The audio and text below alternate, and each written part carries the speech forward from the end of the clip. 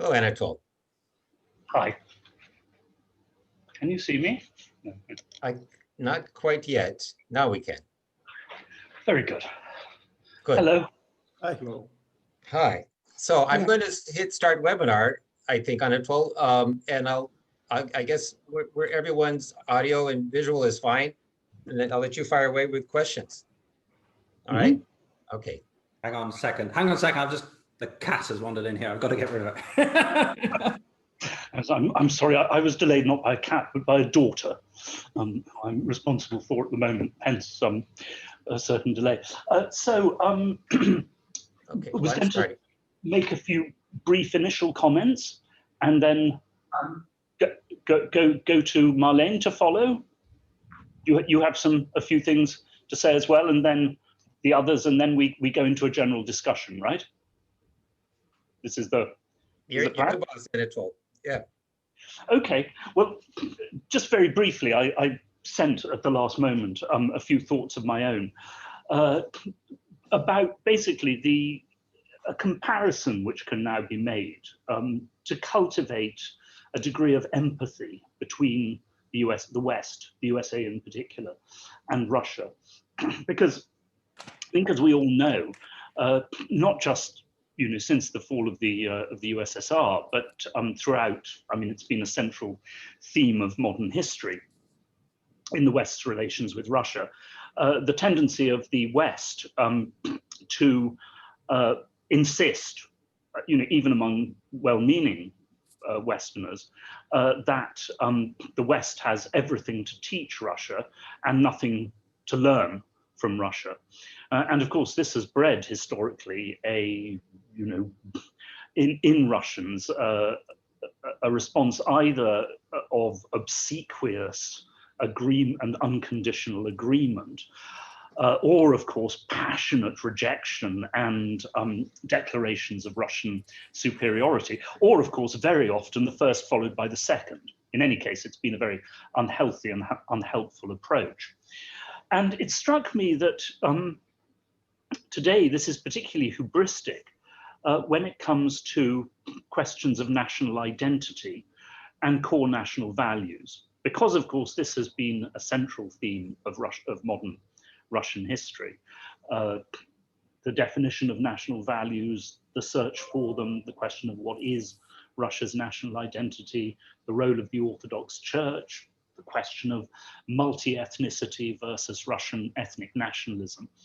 But of course, every major Western country is now facing one version or another of this dilemma.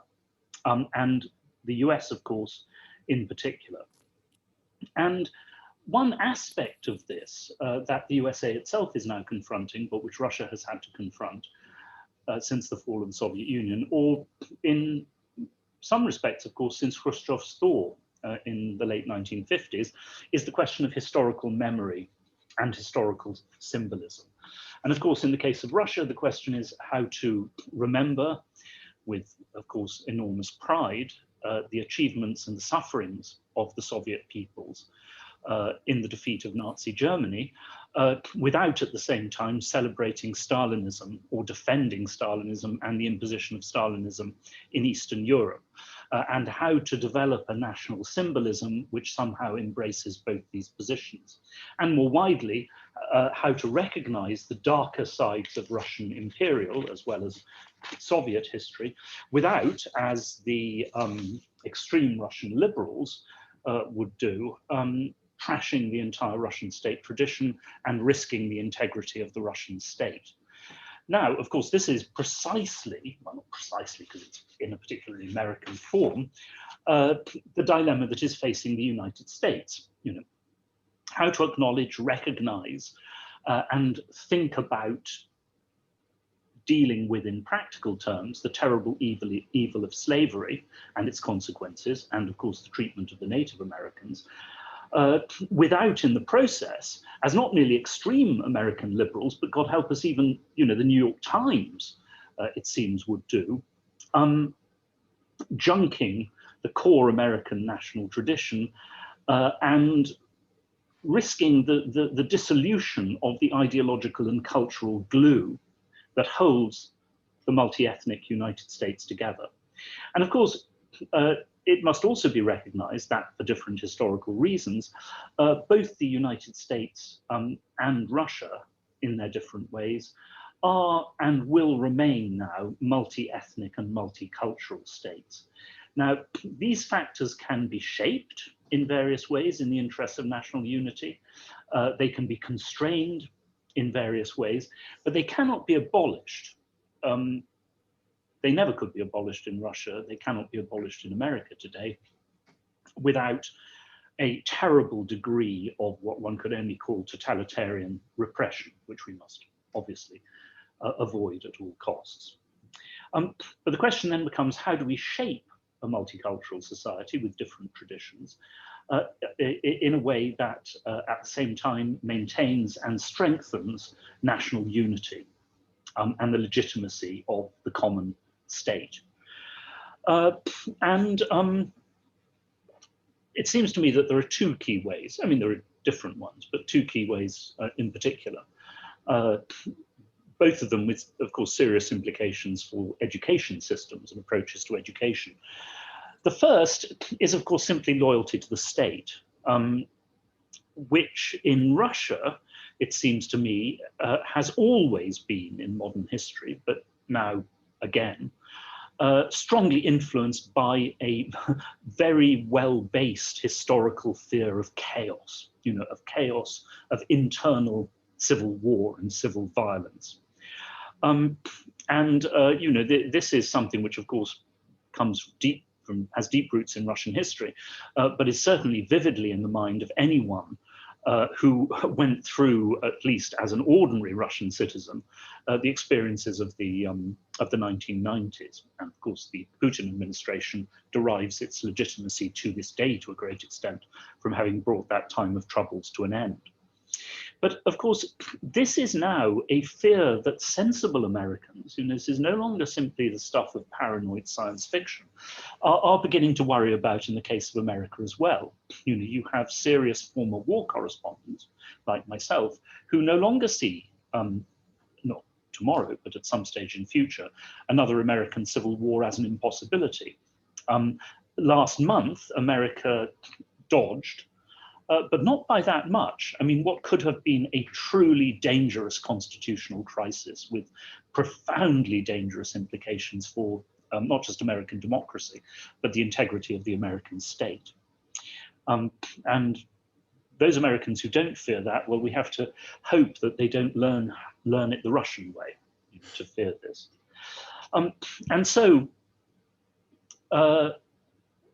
What I think needs to be cultivated is obviously what the Germans call a Rechtsstaat, a state which rules by law, but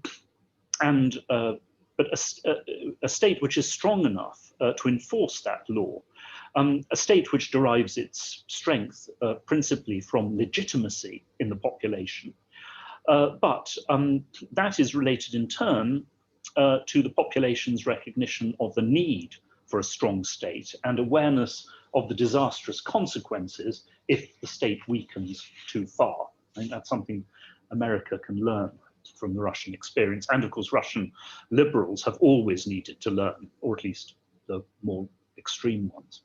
That's what, of course, the Viechi discussion was largely about. The second thing that I think some Americans know very well already, but all too many have forgotten, as in Western Europe as well, is the colossal importance of a core cultural tradition to which people of many different origins can attach themselves, not unconditionally. In any case, the great cultural traditions are always varied enough to have different aspects. And perhaps most importantly, at the center of this, a great literary tradition. I don't know if Alan Bloom, The Closing of the American Mind, has been translated into Russian, but if it is, I think that Putin and indeed many others would read it with approval. This sense of the tremendous importance of the great Russian 19th century literary tradition and its 20th century descendants, not just in literature itself, but also in the cinema, for example, to binding together an idea of what it is to be Russian, whatever your ethnic origins. And I'm reminded in this respect that in the Middle Ages, the legends of Charlemagne and the, of course, secondary literature that they gave birth to were known as the matter of France, just as the Arthurian legends in England were known as the matter of Britain or the matter of England. And were absolutely critical to the development not just of the later literary traditions of these countries, but to the languages themselves, to the development of the French and English languages, and of course, through that, to a development of English and French national identity. And I think that one can well see the Russian classical literary tradition in this light. And of course, this tradition in Russia is innately Russian. It's, of course, innately related to the Russian state and the traditions of Russian history and Russian society. But of course, it has become open, and in a way, even since Pushkin, given his, or von Wiesen, given their origins, to people of many, many different ethnic origins. And I must say, in this regard, I have always seen Vasily Grossman as an immensely inspiring example. Of course, a great Russian novelist, very much conscious of being in the great Russian tradition, a great Russian patriot, a bitter critic of totalitarian tyranny, and of course, Jewish. So those are my brief thoughts at the beginning. And Marlene, you want to follow on with something? And then Yeah, thanks. Well, really happy to be here and to discuss with you. So what I wanted to do was very briefly to summarize what I'm currently thinking about how to try to frame and make sense of Russia's positioning on the international scene and how Russia is seeing itself. And so there are kind of three concepts that, I mean, nothing new for you.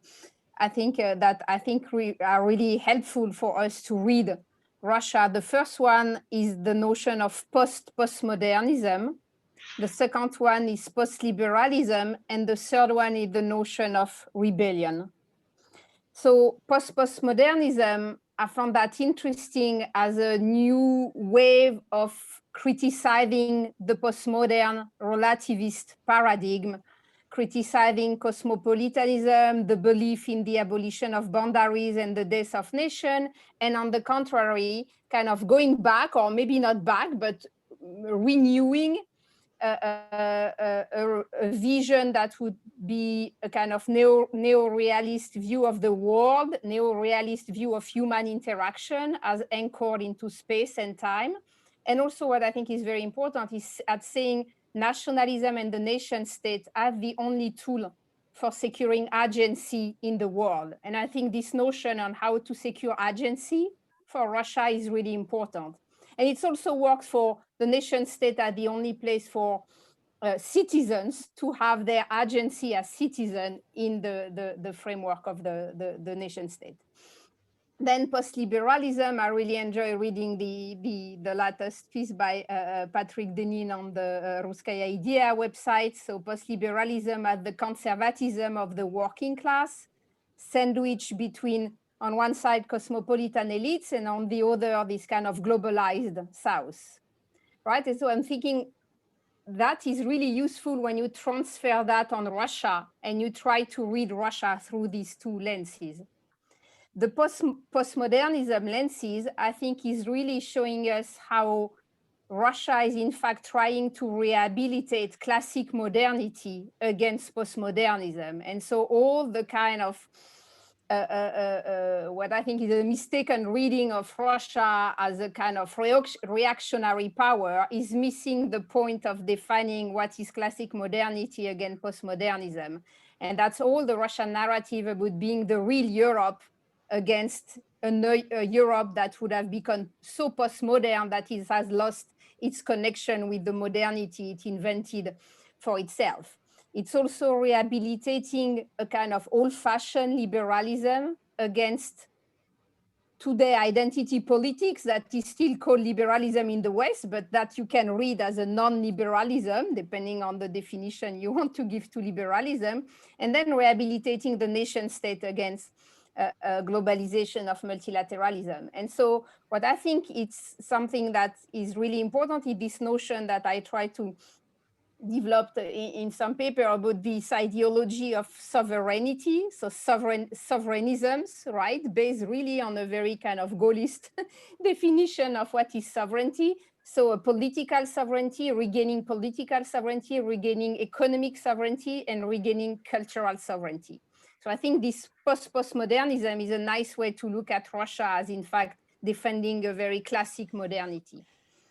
The post-liberalism notion as the kind of conservatism for working class, I really think it works very well in projecting into Russia. And for that, I would like to invite you, if you don't know him, to look at one of the cultural icons of Russia for the new generation now, this fashion designer and photographer, Goshar Rubzinski, who you can also, who is an interesting figures. He's doing so fashion designer. You can find his clothes everywhere in Western brands also. And so it's combined, you know, kind of Soviet and Orthodox motifs with kind of punk and rave inspired design. But he has a very interesting political messaging that I found really, the way it's framed, it's crafted is really nice. That Russia is the blue collar man of the international system. So Russia is the white class of the international system. And so what he's doing, kind of indirectly, is kind of projecting what Denin is saying. They are not connected, of course, about conservatism at the post-liberalism at the conservatism of the working class, sandwiched between globalized elite, cosmopolitan elite, and globalized South, by saying, well, Russia is sandwiched between a first world that is the US and the West that see itself as victorious from the Cold War, and then the globalized South. And so Russia is the second world, what we were calling the second world during the Cold War period. And as a working class in European countries, Russia is the blue collar, the working class of the world, the one that has lost, and therefore will react and backlash against the new order. And so I found that a really interesting kind of parallel. I like this notion of Russia, the blue collar of the international system. And so that brings me to my third point, and that's my conclusion on looking at conservatism as a rebellion.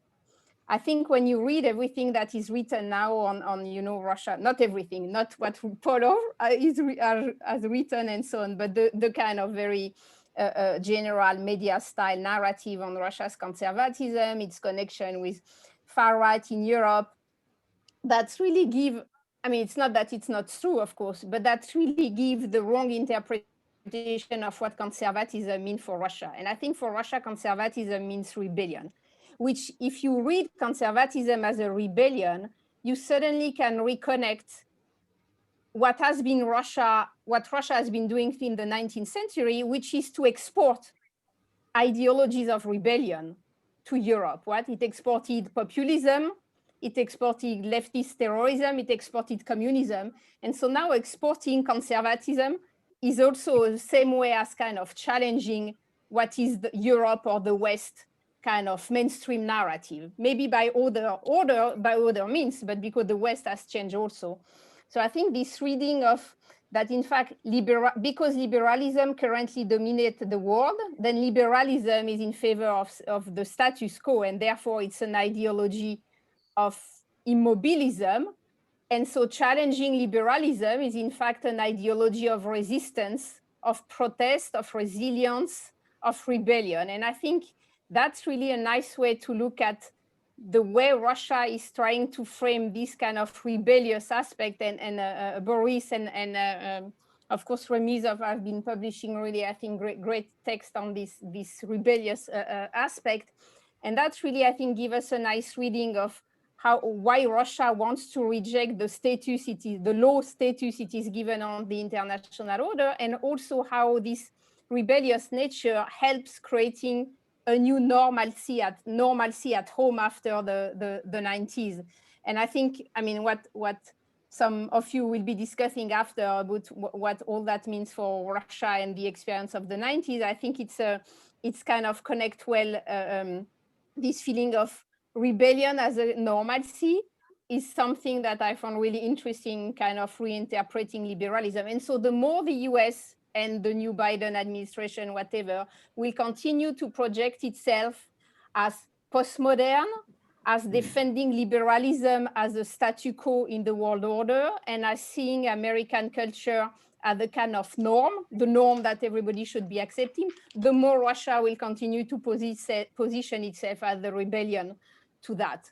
And so I think these three notions are kind of interesting to look at Russia. And I will stop here. That's fascinating. It is a little disturbing to remember that the man who first coined the idea of a proletarian or working class nation on the international scene was Mussolini. I'm not suggesting a direct parallel, but there is a slightly worrying historical background to that idea. Boris, would you like to go next? Yes, I can say something. I have sent my my piece, but I should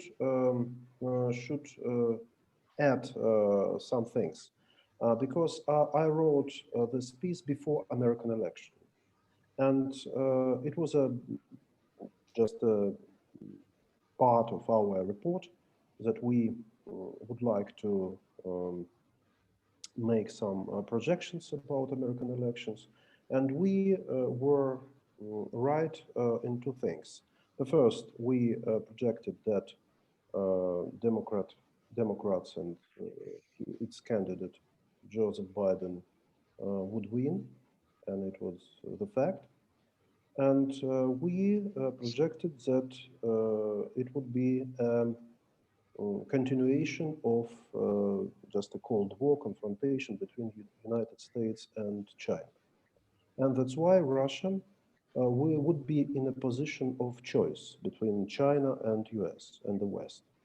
And that's why it would be a civilization choice.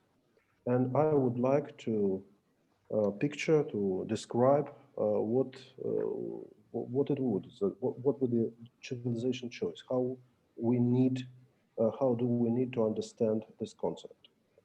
But one thing in American elections, I and my friends couldn't predict, because we thought that it would be a great defeat of Trumpism and populism. And after that, globalism, or maybe New Atlanticism, as we called it, would rise. And Russia became must make choice between New Atlanticism, between liberalism, between conformity to the West and the conformity to China. And right now we see that Trumpism wasn't defeated on this election. It stays as a great force, a great power in American and not only American politics. And I think the situation may be just different that I described it in my piece. And I need to make some corrections to these conclusions. I think that it will be three directions of our politics. The first direction is an idea of just a unity or unification, not unification, of course, but just like a unity with China. And I know that many Russian Siloviks about Richard Sakwa wrote about, thought about this variance of our development, political development. And it was a famous thing. Another direction is the idea of unification with the West, with a new West, which will be unified after Biden election, after Biden triumph on these elections.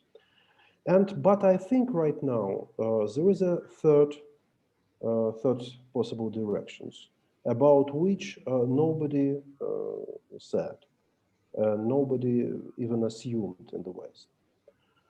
It just maybe connected with Trumpism, populism, and it is possible victory in 4 years after this election, or new elections maybe in 2022.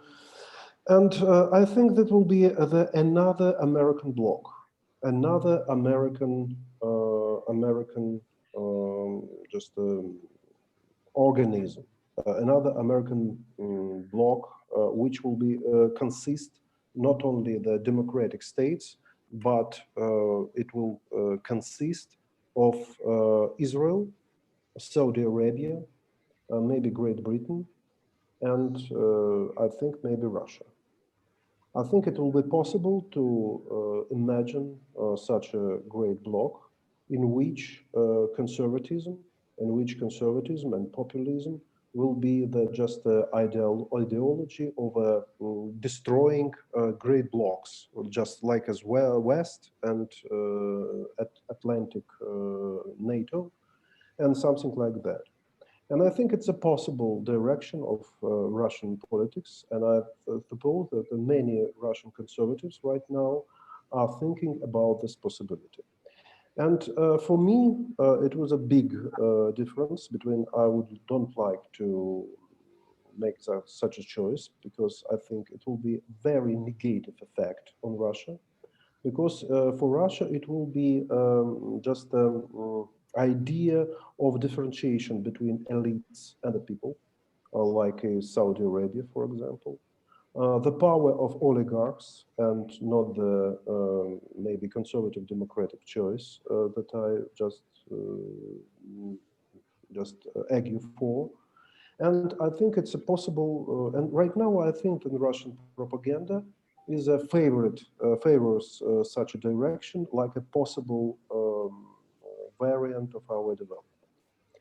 And I just speak in my paper that I would like to make some conclusions about the idea of, excuse me just a second, about idea of civilization choice. I think that the problems of civilizations can be viewed from different perspectives, but international relations theory imposes such limitation in academic discipline.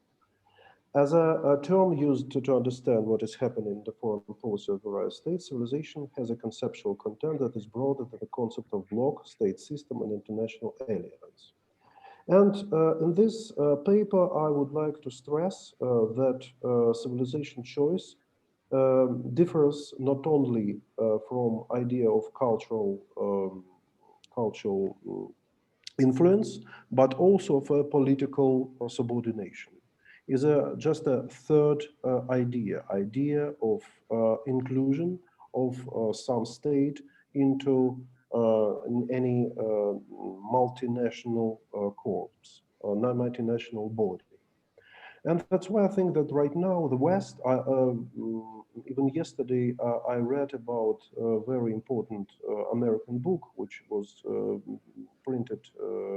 published this year, about abandoning the West. Michael Kimek, what author of this, and he's right now is just a special people politics in a democratic administration of Barack Obama, and I think it's just like ideology maybe of new course, ideology that the way we need to recognize the idea of the West like a special unity. And we need to differ idea of the West from idea of white supremacy, white ethnicity, and white something like that. But we need to return to this idea, which was abandoned by three last presidents of the United States, especially Barack Obama and Donald Trump, for globalism from Barack Obama and nationalism of Donald Trump. I think that the idea of civilization right now is the most important idea in Russian politics too, in Russian conservative thinking too, because we think about our history, our historical way as a special civilizational way, not as a national only, not as ethnic only and ethnic-cultural, but civilization. I mean that we need to organize our own bloc, our own collective of body. And that's why I think that our situation in 2014, when we confronted the West in Ukraine, it was just a recognition of civilizational borders. And that's why idea of Russian Spring, it was a very important thing in Russian identity right now. It was just like a choice between two different civilizations. And that's why it's so important for us that some points, some territories and some folks, I mean, especially Crimean people, made a choice for Russia and not for the Europe, not for the Euro-Atlantic society. And that's why it was just like a recognition of the reality of Russian civilization with our own gravitational body. That's why I'd like to conclude that we're right to see that I think that the better way for Russia is to communication with the West, not with a special entity which was organized from different countries without any ideology, only based on the egoism and based on material interest. But I think that it was just a communication and just a coordination of Russia with another civilizational bloc, which is founded on special ideology. I call this communication, the ideology that just draws on this communication, is a civilizational realism. That's why we recognize the diversity of civilizations in our country, in Eurasia particularly, but we just understand the relationships between different civilizations must be based not only ideology, but even on pragmatism as well. It differs from civilizational fundamentalism, which characterized, I think, such important American and Western persuasions like neoconservatism, for example, for liberal interventionists.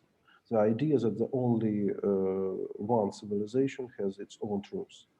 I think it's maybe it was just a foreign program of Russian conservatism, which it may be rebellion against world system, but even the co-founder of world system, which could be based on pluralism of civilizations and our own historical memory, which be founded on the memory of the World War II and its consequences.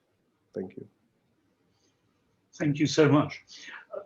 I might just add, from a pragmatic point of view, that there would be terrible dangers for Russia, as by the way for India as well, in joining, anything that could turn into an anti-Chinese alliance or be seen in that light by Beijing, because of course some great advantage of the US is that it doesn't have a land border with China.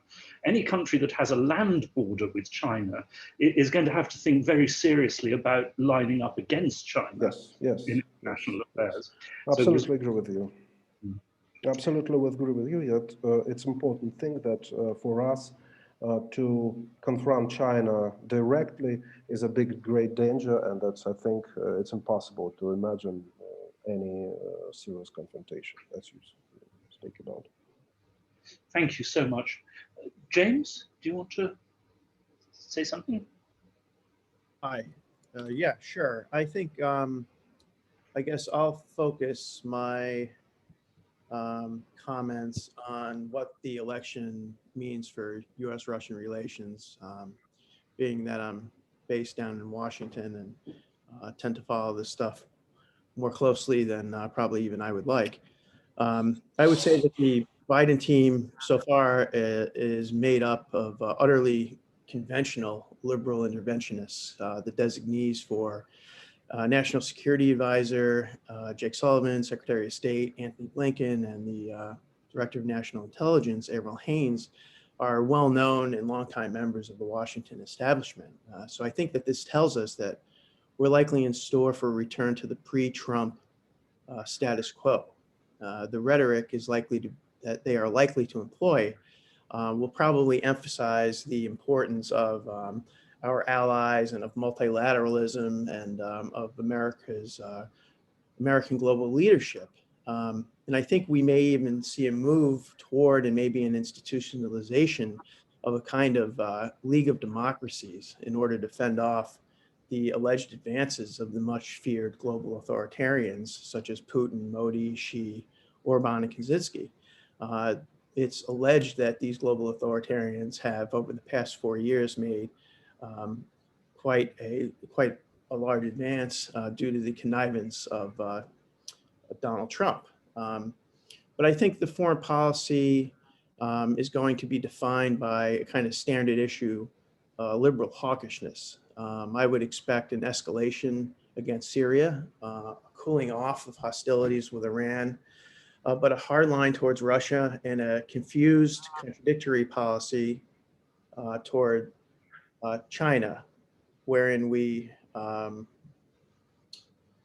attempt to re-engage China economically, but at the same time try to isolate it diplomatically and militarily. And then there are some appointments that don't have a direct hand in the shaping of foreign policy, but it's still very concerning for the message that they send, particularly towards Russia.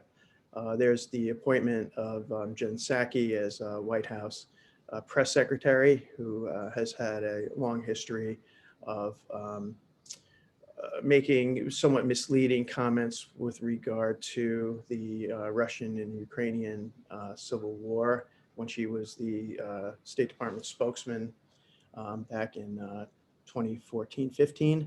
But the worst of these nominations is that of the lifelong political operative Neera Tanden to head the Office of Management and Budget. Tanden not only has no known qualifications for the position, she's spent much of the last 4 years circulating conspiracy theories about how the Russians literally changed the vote count to favor Donald Trump in 2016. And the think tank that Tanden leads, which is the Center for American Progress, attempted to capitalize on the hysteria that she herself was spreading by forming an online media outlet called the Moscow Project, which was, I think, a particularly odious example of the kind of liberal McCarthyism that seemed to infect every single liberal and mainstream news and opinion outlet for the past 4 years, without exception. I think I'll begin to wind up by asking you to consider a hypothetical. What if the Biden administration surprises us and proposes a reset in US-Russian relations and sets up a number of commissions similar to those set up during the Clinton and Obama administrations? And I would suggest that even if there is a new reset or some breakthrough in other areas like arms control, the problems are going to remain. I think resets can be valuable. I think that there was some value in the Obama reset. It certainly facilitated people-to-people exchanges and dialogue between US and Russian government agencies. But the problem with resets is that they cannot really succeed when the underlying assumptions of the two countries are diametrically opposed, as they are now. And the key difference revolves around the concept of sovereignty. And the US, various administrations have shown that their approach to sovereignty is basically hypocritical. It's sort of sovereignty for me, but not for thee. And so we get situations where the US is totally unconcerned with whether or not certain countries that we have selected for regime change have, under international law, sovereign governments. But when it comes to signing onto or respecting decisions by the ICC, for example, the US inevitably takes a different stance. It isn't only high government officials in both parties that disdain sovereignty. The abandonment of the foundational idea behind the UN Charter by progressive and liberal policy practitioners and intellectuals can be seen in comments made by the current darling of the progressive policy community, Matt Duss, who serves as a foreign policy advisor to Bernie Sanders. In an interview with Jacobin, Duss said that, we see the sovereignty argument being brought up by the authoritarian right all the time, and especially now. It's a move away from the idea of universality. I think reviving a commitment to universality is really important, said Duss. Yet anyone with a cursory familiarity with the history of the mid-20th century might evince a touch more skepticism towards universalist political programs. But I believe that this is going to be the message that will be coming out of Washington in the coming years, that sovereignty is a tool for global authoritarians like Putin, and it is not something we Americans need be overly concerned about. And I expect that this line of thinking will emerge as a popular rationale for what may well become a two-front Cold War with Russia and China in the coming years. So I'll conclude there. I've always said that, along with American liberal internationalism, has gone a completely Thucydidean realist approach. The strong, meaning us, do what they can, and the weak do what they must.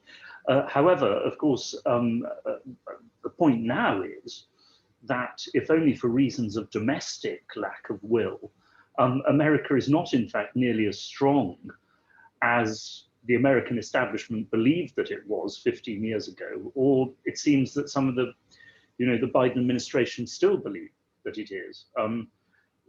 You have a syndrome of very large appetite, but not necessarily very good teeth anymore. So let us hope that that leads to pulling back from interventionism rather than getting into interventions and then realizing that you can't handle them. I think if you look at the opinion polls and the response of the politicians, I think that, thank God, there will probably also be a greater degree of caution than there was, in the past, hopefully. Paul. Yeah, okay, thank you, Anatol. As I'm currently have switched my research from Russian conservatism to Russian liberalism, which is what I'm writing about at the moment, I thought I'd look at this sort of identity politics issue from the perspective of Russian liberalism and talk a little bit about what I call the sort of tragedy of Russian liberalism and how it relates to these sort of issues. And the tragedy of Russian liberalism, as it seems to me, is, on the one hand, I think Russia could do with being a lot more liberal in many ways, in terms of rule of law, free and competitive elections, ending of religious discrimination against Jehovah's Witnesses, and so on and so forth. Right? I think these are all desirable things, and I also think that Russians, from what I can tell, are not inherently anti-liberal in the sense that they value their personal freedom, they value rule of law, they want accountable government, and so on and so forth. But the tragedy of Russian liberalism is that it has locked itself into a sort of form of sort of identity politics, which dooms it to failure fundamentally, because it appears as deeply unpatriotic. Now, I know that Russian liberals would deny this, but what matters is more the appearance than perhaps the reality. And there are a number of reasons for this, and of course it's in a sense a sort of a reflection, almost the opposite of what Vladimir Putin and the Russian state have done. And one of the reasons for Putin's success is precisely his ability to understand what you might be seen as sort of those sacred values of the Russian people and their history, and understand part of the essence of Russian identity and then co-opt it on behalf of the Russian state, thereby sort of creating this feeling that he and the state are sort of at one in some way with the people. And the tragedy of Russian liberalism is it seems intent on, at least to me, it seems intent on doing the opposite, on sort of alienating itself from the people and pursuing an identity politics which is doomed to failure. And there's a couple of reasons for this. First of all, though historically Russian liberals have tended to favor a strong state, they have also tended to hate the state as it currently is. And this means that they have tended to adopt what historically is called a defeatist position. So this can be seen, for instance, in the Russo-Japanese War, when the liberals were very much in favor of Russia losing. And also it was reflected in the attitude of the Liberal Cadet Party in the late imperial period towards the Russian regime of the time, where they refused categorically to condemn revolutionary terrorism. And they were offered positions in the government. And indeed, Stolypin even said that, we'll enact most of your manifesto, but you've just got to condemn revolutionary terrorism. And they refused, saying there were no enemies on the left, which is, of course, a position they would greatly regret in later years. And then you can see this sort of same defeatist position later on in the 1980s and 90s, when the liberals around Yeltsin sort of drove the breakup of the Soviet Union. And you can see it today in their attitude towards things such as the annexation of Crimea, the war in Syria, the war in Donbass, and so on and so forth. And also in the appeals which many of them make for foreign countries to impose sanctions on Russia. Okay, so you're actually asking foreign countries to sanction your own country. This is pure defeatism. And that maybe had some political logic 100 years ago, but in the modern era, when the state has very effectively identified itself with the Russian people, doing such things, such a defeatist position inevitably puts you in opposition to the people, and therefore undermines your political prospects. Beyond that, there's a second reason for this sort of attitude, which is that historically speaking, Russian liberalism has been has had a very, very narrow social base. The Cadet Party, for instance, was a party of professors and lawyers. And I'm a professor, I'm married to a lawyer. I don't have any particular problem with professors and lawyers, but we're not necessarily deeply in touch with the common man or woman, as it were. And this has been a perpetual problem, but it's a little bit more than that. It's not just that there's a lack of being in touch. There's a very deliberate lack of being in touch. Because in the eyes of Russian liberalism, historically, the people have been held in some considerable contempt. So the view of this sort of intellectual class, and nowadays what's often called the creative classes, is that the people are backward and lacking in the sort of mentality capable of sustaining a liberal democratic order. And therefore, this makes liberalism a cultural project whose purpose is to change the people. And in essence, basically, to stop them being Russian and turn them into Europeans or Westerners. Okay, and that way Russia can become a normal country, as it were. And you can see this in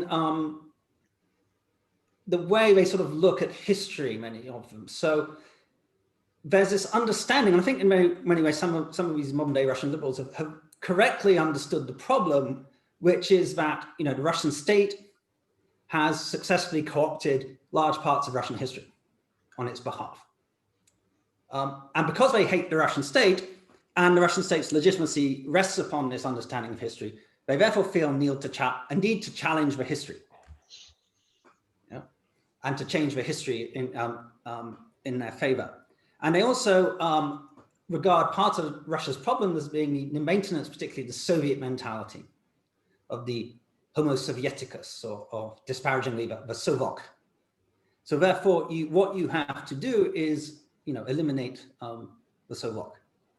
This actually was quite apparent actually among liberals in Ukraine during the Maidan Revolution. Very much of this language. We had the Ukrainian ambassador to Canada actually come give us a talk where he, had a picture of, destroying the Sovok. Okay, and the Sovok was associated above all with, working class people from Donbass, right? And the contempt for the working class person from Donbass was made very clear. And unsurprisingly, the working class guy from Donbass didn't like it very much.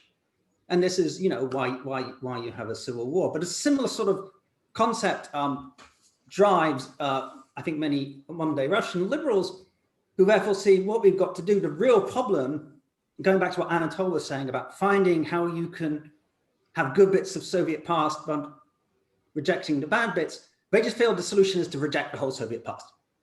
Everything Soviet has to go. We need complete decommunization. But what sustains the Soviet mentality? Well, the memory of the Second World War and of the victory in the Second World War. So you need to disparage the victory in the Second World War too. Okay, so you start complaining about immortal regiments and victory parades. And in really extreme circumstances, such as say Dmitry Bykov or whatever, you start praising Andrei Vlasov, or there's a guy called, God, I've forgotten his name, some film director who wrote some praise about the Lockout administration in Soviet occupied territory during the Second World War, for instance, right? And although these are extreme cases, they taint the entire movement because of it. And this seems to me ultimately extremely unproductive, because there really is no better way of destroying yourselves than going down this line. And I don't see fundamentally by, a more liberal democratic order could not exist in Russia. And this civilizational choice, well, could even be made in favor of the Western way. But it requires a change in identity politics from Russian liberals themselves. And at the same time, I think there's some lessons there for us in the West, which is that, if we want to avoid Russia making the civilizational choice Boris talked of in a way we don't like, confrontation is not the way to go about it. The more liberalism is associated with the West and Westernization, the less chances it has. And also the more we associate ourselves with these more extreme liberal non-systemic oppositionists, the more they are discredited, and the less prospects there is for liberal transformation within Russia. And I'll leave it at that point. Yeah, absolutely. And I mean, just two things to add. The first is that this is, in essence, a kind of Bolshevik program of transformation of the people, abolition of the past, but fortunately without a Cheka, or a revolutionary party or a totalitarian state to back it up. So, once again, they have vast ambitions, but nothing to impose it with. The other thing, of course, is that in so many ways, this is enormously reminiscent of the attitudes of the American intellectual left now to the white working classes in America. This absolute contempt, for, open, overt contempt for their culture and their traditions, and a desire completely to abolish them and replace them with something else. I mean, at least the Russian liberals have some idea what they want to replace it with. So there one can, I've really noticed that similarity in these circles, tremendous, open, elitist contempt veiled as something else. Richard. Great, thank you very much. I want to maybe just start with a comment to say that, what's clear from this discussion is that Russia is what I'd say in an open historical situation, that there is no dominant historical bloc, if you want to use Gramsci's term. There is no simple consensus on what Russia should be in terms of its identity, and indeed where it should go, either ideologically or spatially, and such like. So it reminds me of, Marlene mentioned de Gaulle, I think, earlier, who said, how do you expect me to govern a country with 256 cheeses? And so I'm going to say Putin faces the similar dilemma. How can I govern a country with 156 autochthonous different peoples? But I want to focus on specifically to say that in Russia, there's at least 4 major ideological interest blocks, and that Putin's ability to triangulate, in fact, quadrulate between the 4 is the basis of his power. That, and of course, the center, it shifts between as these blocks become stronger or weaker. So the center is a mobile, some themes one day, perhaps a more liberal theme one day, a more constitutionalist theme the next day, and a more conservative theme on the third day. But just to say what these 4 big blocks are, which I'm going to suggest that they are roughly as follows. The first are the liberals. Paul has just given a marvelous outline of one of those liberal sections, because all these 4 blocks are internally divided. So we have loads of liberals in the what I would call the legal constitutionalist camp. And Russia has a very strong legal culture back from pre-1917 days, then once again revived in the late Soviet years. All sorts of schools of jurisprudence, of law, of discussion. And in fact, it was out of that milieu, as well as the Международники, the international studies experts, that the new political thinking emerged. So you have that one. Then you also have the economic liberals, which are actually quite powerful. This is why Medvedev was condemned for so long, because he was considered part of that camp. And of course, they've dominated economic policy.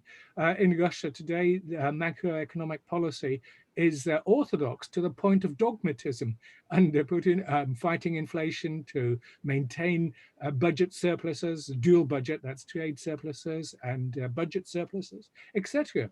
So obviously Alexei Kudrin, in a sense, is the most representative of that constituency. So you have a whole stack of those.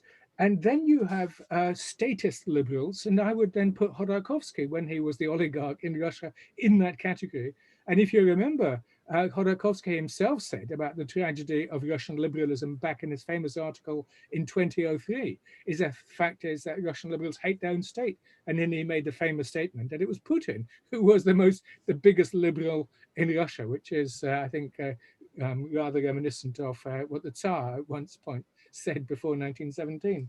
So, and then we have the final block, well, the big block of liberals are the one you talk about, the radical liberals who hate the domestic state, who basically see Russia's future lying in the West, but not just simply in the West, but by repudiating elements of Russian social, historical, and other identities. So it's that particular bit of the liberal spectrum, which is the one which is dominant, and which in the West is taken to be the entirety of the liberals in Russia. So when, Paul is absolutely right, there is a development of a constitutional foundation, those, not talking about the 2020 constitutional changes, but that legal establishment, and I've talked a lot to these people, are certainly not repudiating the Russian state, its own traditions, the Boris Chicherin tradition, for example. Anyway, so that's the first block divided. The second one, I'll just mention them, and these are the one that's so often dominated in the West, or talked about most in the West, and that is the Охранители Silovic bloc, also touches base with the pre-1917, those who believe themselves the guardians of the state. Now, very much divided, the institutions, obviously the FSB, the GRU, etc., etc. But these people do consider this guardianship ideology is very, very powerful. We are a besieged fortress, we're under attack, they're out to get us. And of course, they are out to get them. But there has to be balance and limits between the national security agenda and public freedoms. And this debate goes on. But the point is that these Siloviki Охранители guardians do not, the security forces, they're not dominant. And so there's a whole stack of books in the West which basically assume that Putin is simply a former KGB man, simply the identity is this particular one. The third block, ideological interest block, just draw your attention to, are what I call the neo-traditionalists. Why I call them this is because even though they're very disparate, they include the Communist Party of the Russian Federation, they include a whole stack of Russian nationalists, monarchists, whole stack of people, but their bottom line is that these people see Russia's future lying in some form of reinvention of the past. So Russia's future lies in the past as far as they're concerned. Monarchy, obviously in some ways a revived dominance of some religious tradition, etc. So these neo-traditionalists, which dominate much of the internal debate, by the way, within Russia in such elements, and they were powerful right from as soon as the post-communist Russian state was established. The fourth block are the Eurasianists. Again, often misunderstood. The difference between the Eurasianists ultimately and the neo-traditionalists is that while the neo-traditionalists see Russia's future lying in the past. For Eurasianists, Russia's future lies in the East. So it's a spatial vision of the future rather than a temporal one. So they look to the East.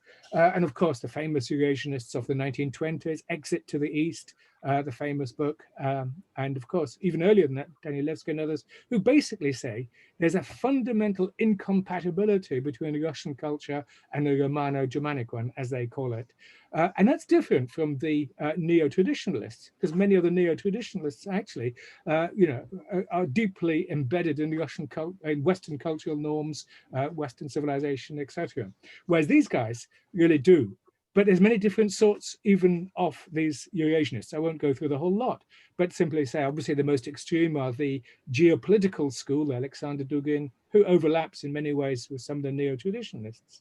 But basically they argue, very strongly geopolitical, and as far as they're concerned, they're the counterpart of Zbigniew Brzezinski's The Great Chessboard, but they are playing the different color. The West is playing one color and they're the other side. So they, in strange paradoxical way, repeat that geopolitical games.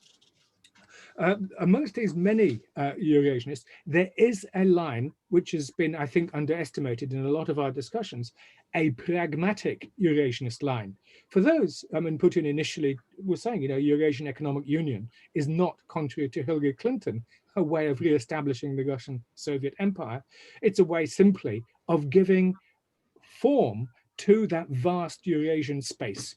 It's a type of heartland theory that this geopolitically indeterminate center, which is Russia and Turkey and Mongolia and so on, between the vast power of China on the one side, the vast power of what I would argue not the West, but the Atlantic power system on the other, and Russia is born. And the danger is between the two, this Atlantic power system on the one side, so rebranded after 1989 as the liberal international order, and China on the other, is establishing a new bipolarity, whether people like it or not. The Chinese refuse to use this term, but it's there.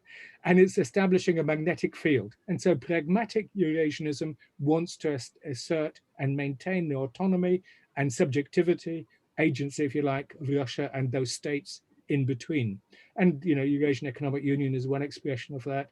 Shanghai Cooperation Organization, BRICS, a whole stack of stuff is part of that attempt. And that's fairly pragmatic. It doesn't necessarily be anti-anything. It's simply anti-hegemonic, and we want to be ourselves. So that form of pragmatic Eurasianism with a lot of emphasis on infrastructure. So those are the four big blocks. None are dominating, all contribute to the debates within Russia. And I think that gives us some sort of a framework in which we can map some thinking in Russia today. Thanks. Yes, it might also be pointed out that there are pragmatic Kazakh Eurasianists who have a Kazakh angle on this, which is also not about. I should have mentioned Kazakhstan, indeed, yeah. Visions, but is just trying to find, an autonomous place, an autonomous and peaceful place for themselves. A developmental place. Exactly. Yeah. Of course, the pragmatic Eurasianists have not been well served by the more, extreme cultural. Whenever I've had to give a talk about Eurasianism, I've had to spend so long saying that this is not going to be about migration of fruit flies, or Buddhist paradises, that I haven't had any time left to talk about, the sensible bits of it. But anyway, does anyone have anything to add, to respond to, or should we go straight to questions? Can I just say a word to Boris and others actually about sovereignty issue, and James as well, the sovereignty. The thing is that, as far as I can see, this Russo-Chinese alignment is based on what I call a conservative sovereign internationalism. Yes, it's about sovereignty, but it's also about a different sort of internationalism to the universalism, if you like, the liberal interventionism of the Atlantic power system. So it is international, and Russia and China are defending that international system established in 1945, the Yalta international system, UN, etc.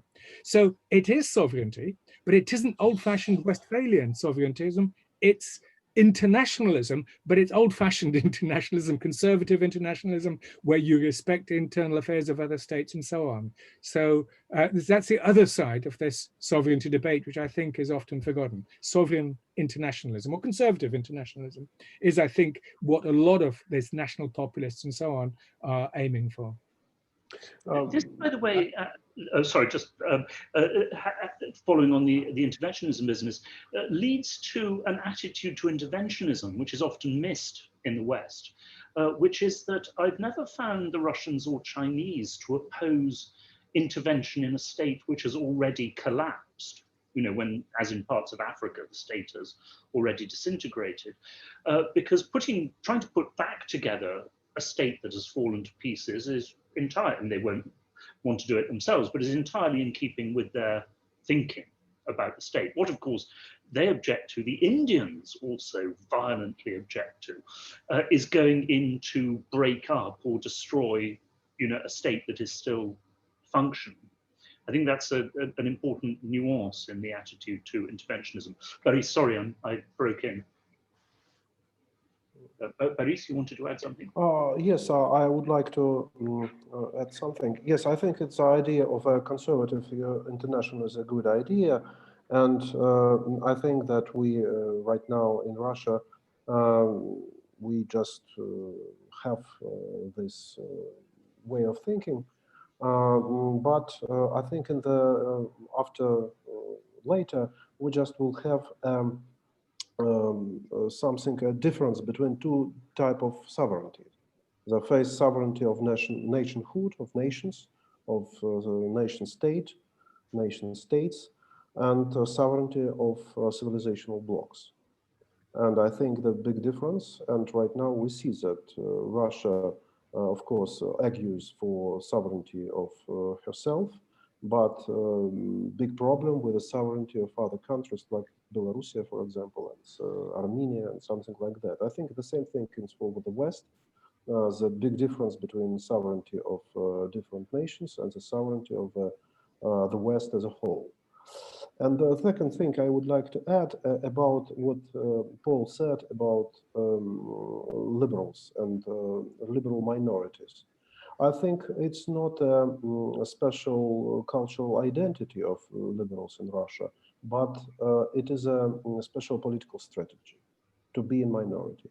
I said when one prominent liberal in 2011, when he argued for, he supported Medvedev, he supported Bolotna uprising, and I said that it's impossible to win with these ideas because Medvedev isn't so popular as Putin, it was obvious. And he said, it's not a problem. We would like to be in minority because we would like to stay in minority. To be a very big influence minority is our political aim. Because we in a whole country is in minority, but in a cultural spheres, we're in a majority. And we are conservatives right now in Russia, we're in a minority because it's very difficult in Russian philosophy, for example, special spheres in many literal circles to argue, for example, the Crimean choice and something like that. And I think it's to be in minority to be protected by the state. The state doesn't see in oppositional minority a danger, and that's why it's not a big problem to communicate with that, to to give big presents to that, and something like that. I think it's a specific political strategy to stay in minority and to emphasize those features that could stay in minority, that cannot be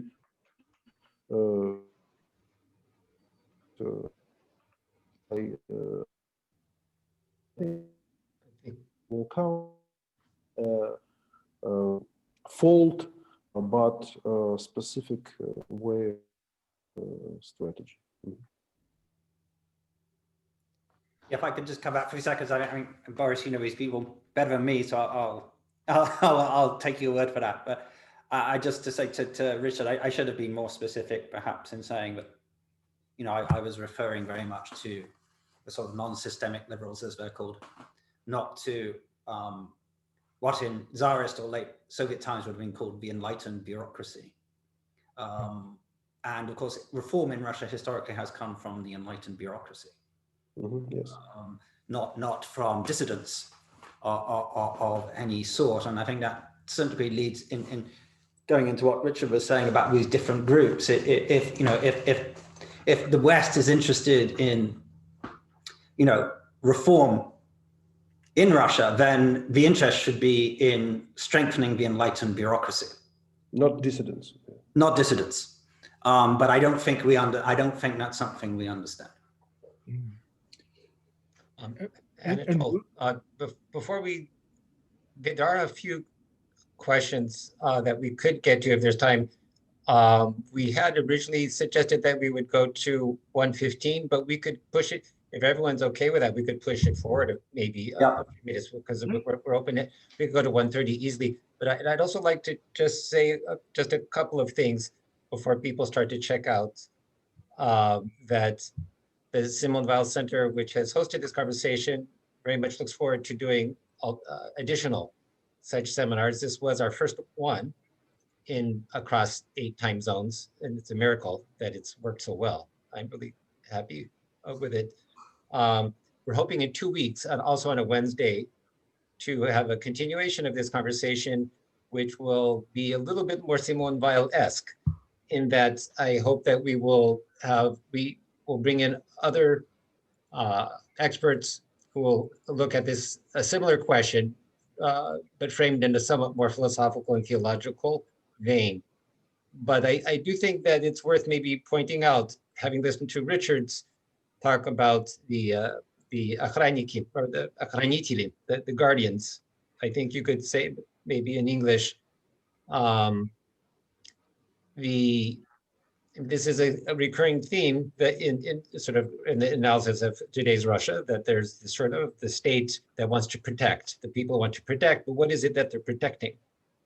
Well, what is the there that of Russia that needs protecting? It's not simply existence for its own sake. That would be kind of like a Agamben kind of survival for survival's sake, which I think deserves criticism. The point is, I mean, I think if Simone Weil were here, says to love something means to want it to exist, but you can also flip that around and say that what is it, but that means something that has to be there that actually exists. And so we need to ask, I think, what Russians actually love, and and that's, I think that needs to be part of the discussion. So clearly, the mention of Anatol Lieven, mention of the literary tradition is important. Obviously, there as a unifying force, and that's something that Russian conservatism and even Russian nationalists, if you want to call them that, such as Mikhail Remezov, have stressed as being definitive for what a Russian is. But I think to that, if you read the Russian conservatives today,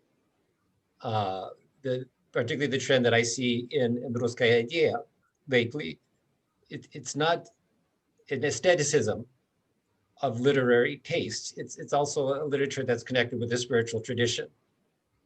And for some of them, it's a Russian Orthodox spiritual tradition, which is defining for Russia, which doesn't necessarily mean, from listening to Boris, it's clear that that doesn't mean kind of chauvinism, and that there's a very clear distinction made from any sort of ethnocentrism in the Russian self-definition.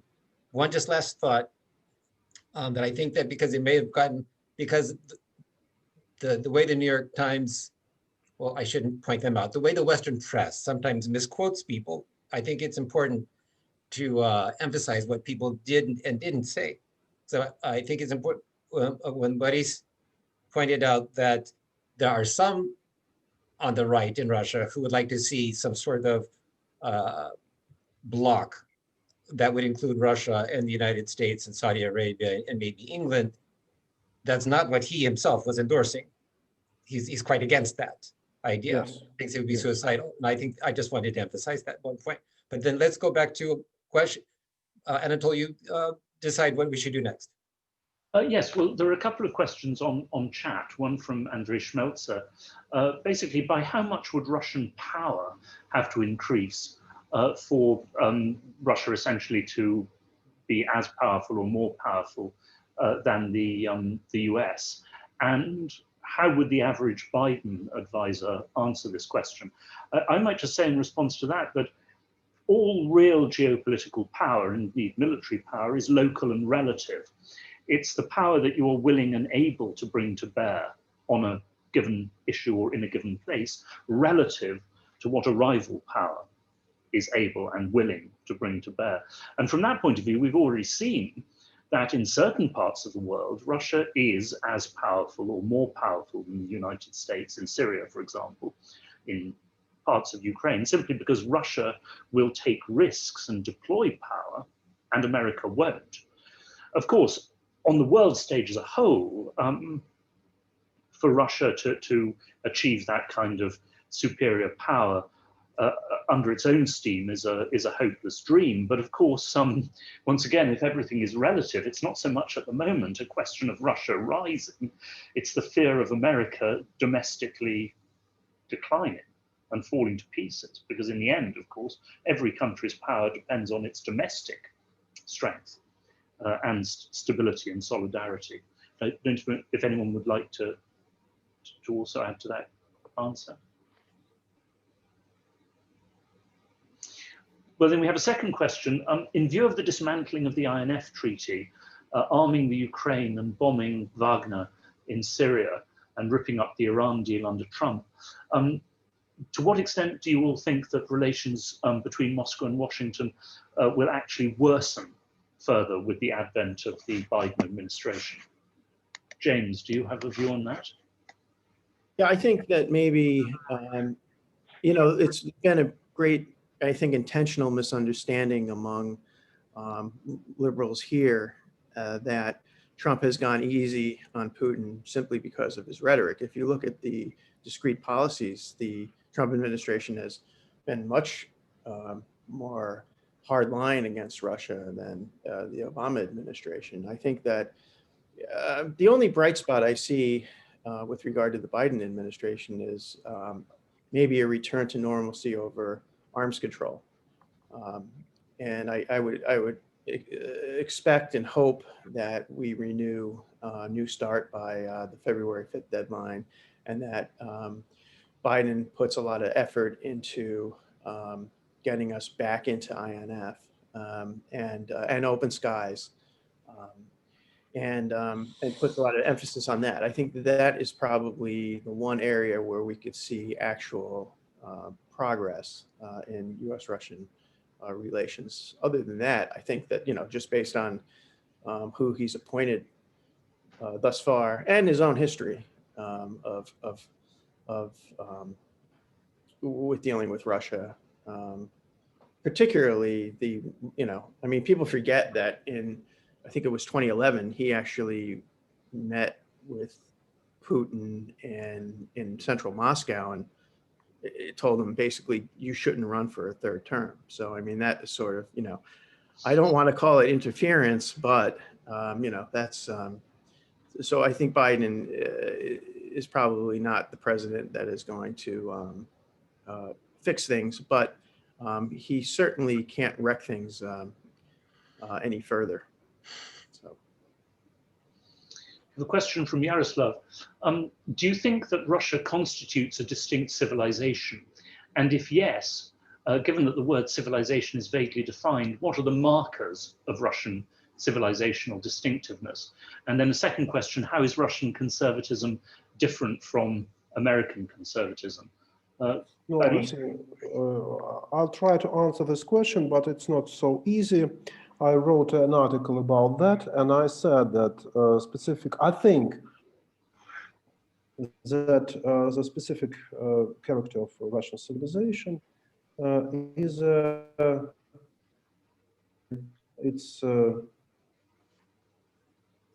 not to adopt some innovations, social cultural innovations from the West. I think its capacity is based on its Orthodox tradition, of course, Greek Orthodox tradition, and this Greek Orthodox tradition, it's clarified in this idea. I call it justification of parents, especially justification of our fathers. That's a special patriarchal trait. Russian don't like to adopt innovation that can shift patriarchal special traits in church, in state, and in family. Church, state, and family, they would like to be to believe, to stay, to keep special the special gender roles, and I think it's a special Orthodox idea that Russian not masculinity but patriarchal idea is a special special value. And I think by that reason, Russia adopted many things from many innovations from the West, in education, in medicine, in statehood. But if it shifted these traits, they are rejected by Russians. I think it's a special Russian distinctiveness of our civilizations, I think. And I think in the future, our civilizational way with the West can be diverged, I think, And I think it's a special trait, it's our specific. And what about Russian conservatism?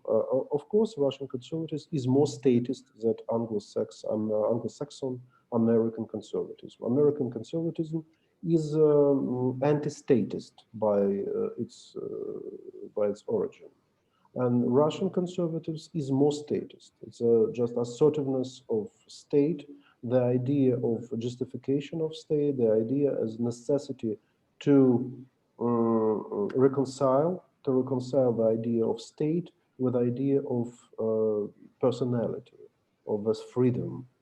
And I think it's maybe the special Russian conservatives.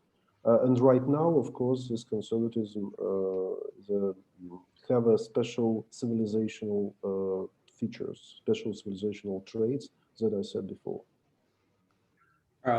Anatol, can I add one or two things? Just to the second half, I agree with Boris, what he said about statism. So in the book I wrote on Russian conservatism, I divided up into cultural conservatism and then political conservatism and economic conservatism. Yes. And certainly when you come to political conservatism, there's a very strong identification with a strong centralized state. But then in economic conservatism, similarly, there is an association with some form of state intervention in regulation of the economy and social welfare and so on. And in the Anglo-Saxon world, less so the European continental world, conservatism in the Cold War became associated with free market economics. Yes. Okay. This is, I think, peculiarly the Anglo-Saxon world, but it's very much in Canada, Britain, America, conservatism equals free market economics. That is not true in Russia, with one or two, rare exceptions. The other issue is the cultural issue, which is that, conservatism is about progressing in accordance with your own traditions and heritage, and not copying foreign models necessarily, and abstract principles. And in a Russian context, that inevitably means not anti-Westernism per se, but in some way identifying what is unique about Russia and therefore stressing a certain distinctiveness from the West, which I think therefore inevitably puts Russian conservatism to some degree at odds with the West, even if it can admire the West immensely. I hope that kind of makes sense. Mm-hmm. Marlene, do you have anything to add to that?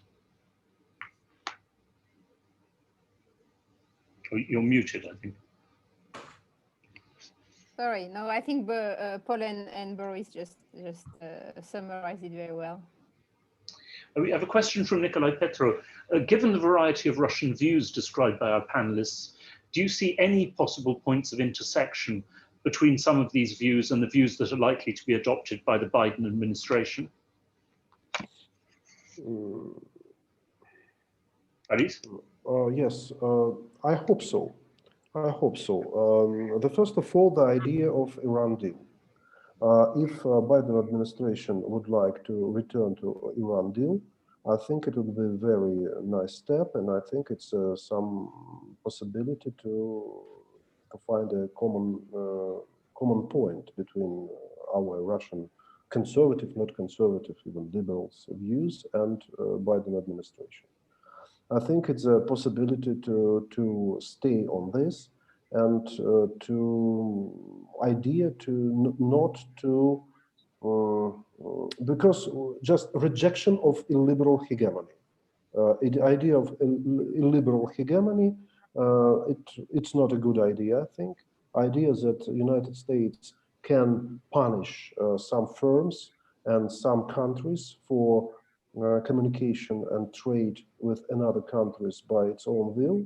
I think the rejection of illiberal hegemony might be the common overlap between our conservative view, conservative internationalist view, as someone said about that, and Biden administration. But of course, we don't know exactly what politics of Biden administration would be. And of course, we fear that Biden administration could be maybe influenced by anti-Russian interventionist and something like that. Ideas that, of course, it can spoil all the reconciliation that we just hope for. James, do you see any possible points of intersection? No, I wouldn't say too many. No, I'm not at all optimistic about that. Richard? Yeah, I just wanted to go back to an earlier paper, to Marlene, if you don't mind, while I've got the chance, about, I mean, I thought a marvelous overview, postmodernism, conservatism as a rebellion, but it was a post-liberalism pillar, which you didn't have much time to say anything about it. But obviously post-liberalism is one of those big debates we're now having in England, that's for sure. And I just wondered what your take of it, how you define this post-liberalism. Remember Putin's interview with the Financial Times last year, with the famous one in which it was allegedly that that liberalism is obsolete. Then, of course, a huge debate, and then he came back to it. So I wondered, in your vision there, how you define this post-liberalism in Russia today. Oh, in Russia today, especially. Or anyway, any way you like. Yeah, globally. No, I think it's a backlash on what is seen as the excessive aspect of liberalism. So it's not a denial of liberalism, but it's a feeling that, okay, it has moved so far away in the name of liberalism that at the end, it's really not loyal to what was the original vision of liberalism. So I think it's that's why I like this notion of post-liberalism, because I think it's much more subtle to say it's post than to say it's an anti-liberalism. It's not anti, it's just kind of finding, okay, it has gone too far, there have been some failure, now we need to reinvent something. That doesn't mean that there will not be liberal feature remaining, but something has to be invented, both on the way individuals are defined, on the way individuals as citizens work and their relationship to the state, and how the so-called liberal world order should be reshaped. So I like the fact that this post-liberalism is thinking in terms of time, right? In terms of temporality, and is not entirely clashing with liberalism in saying like, okay, let's trash everything and reinvent something else. It's a new way of thinking, okay, we failed and now what will be next? right? And I think that's much more original to look at Russia under that label than under the, you know, the classic authoritarian framework, which is about practices, but which doesn't tell you anything about the lived experience of liberalism and the way people are interested in reformulating it. So I think it's an interesting ongoing discussion on that. And because Russia was the first, in a sense, to be confronted to the most violent aspect of liberalism in the 90s, it was very early in this kind of post-liberal atmosphere and looking for something else. And if you look at all the research done on Central Europe, so-called illiberal populist and so on, it's not a rejection of democratic values. It's not a rejection of classic liberalism. It's a rejection of what is seen as the excess of liberalism, especially of economic liberalism, and on some aspect of cultural liberalism in terms of believing only in an individual that would have no other identity than its own kind of created identity and no more interaction with the rest of the social body. But here also, it's not an anti-liberalism, it's a post-liberalism. That's just, some Thank you. points. We've hit an hour and a half, but I mean, if people are willing to go on, we can go on. What do you all think? Well, we probably need to let the audience feel free to go, but we weren't. Unfortunately, at our first conference that we had in Washington, people complained that I didn't supply enough coffee, and I'm afraid that this is a problem in this context as well. But before people do leave, and I'm happy to stay as long as you all. This is fun and very fascinating. Marlene, I love your definition of post-liberalism just now. But I do want to put in a plug for people to read Landmarks magazine. We could just go to SimoneWeilCenter.org, and Landmarks is a part of our website. We have been recently translating things from Boris Mezhuev's Ruskaya Idea.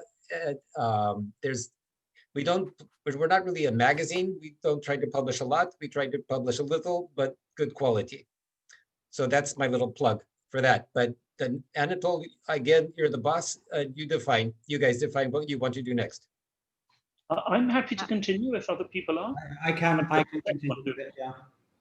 Okay. I will have to go, unfortunately, because I have a little. Excuse me, right now in put Moscow in it's too late. It's maybe we better just do another meeting, Anatol, not too far from now. You all have access to the Q&A and chat, right?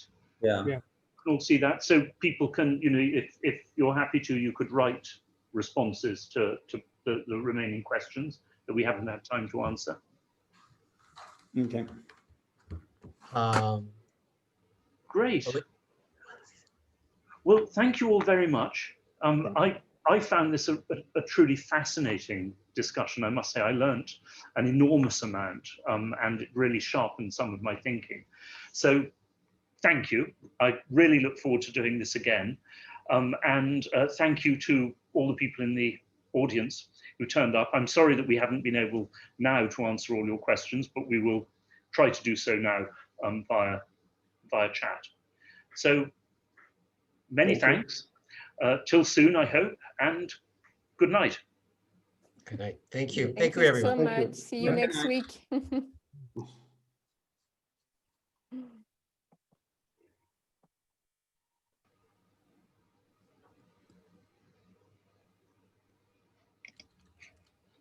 Thank you, Boris. Thank you. Спокойной ночи. Все, спокойной ночи. Спокойной ночи. Все нормально? Да, есть. Прекрасно. Отлично. Thank you. Да, да, отлично. Очень интересно. Спасибо. Спасибо. Okay. I think I'm gonna stop the recording. I hope that doesn't stop the whole thing.